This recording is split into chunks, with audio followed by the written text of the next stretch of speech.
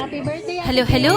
Noong Saturday ay nag-attend kami ng birthday celebration ng kaibigan namin at kasamahan din namin na nagzuzumba na si Ate Gail. Actually, yung birthday niya talaga ay nung August 19 pa, pero yung celebration niya ay ginawa nung Saturday. Kaya talaga nakalimutan ko na may a-attendan pa pala akong birthday party nung Saturday. O ayun, nagpunta nga kami dyan ni Ate Lynn, yung isang kasamahan ko din sa Zumba. Mga 7:30 PM na kami dyan nakarating. Ang dami na nga bisita kasi I think 5 PM yung invite niya talaga. O ayun, pagdating nga namin ni Ate Lynn ay kumain na muna din nga kami. And as usual, diba, kapag Filipino birthday celebration, panigurado ay may kantahan. Ayan, nagsikantahan kami, then napakanta din nga ako dyan. Dapat nga isasama ko si Carlo, kaso masama yung pakiramdam niya, kaya hindi ko na siya pinasama. I think mga 1 to 2 hours lang naman kami nagstay dyan at nagpaalam na din nga kaming umuwi. Nung magpapaalam na sana kami, ay hindi pa nga kami pinayagang umuwi at mag-zumba dance muna nga daw kaming lahat. O ayun, after ng kantahan ay nagsayawan pa nga kaming lahat. Ang saya at napakakukulit, lahat nga ay nag-participate sa Zumba dance. Syempre, request siya ni birthday girl, kaya pinagbigyan na naming lahat. Minsan talaga kapag may invite na ganito, napakaganda ding makapag-attend dahil may mga bago kang makakasalamuha at makikilala at habang nakikipagkwentuhan ka ay may natututunan kang mga bagong bagay. Kasi minsan ay outlet mo na din ito kapag naboboard ka na ng masyado sa work mo at para nga maiba naman yung routine mo. Di ba din kapag mas malawak yung network mo, mas madami ding opportunities. Kaya na nga, before 10 PM ay nakauwi na din nga ako ng bahay. So ayun lang muna for today's vlog. See you again next time. Bye!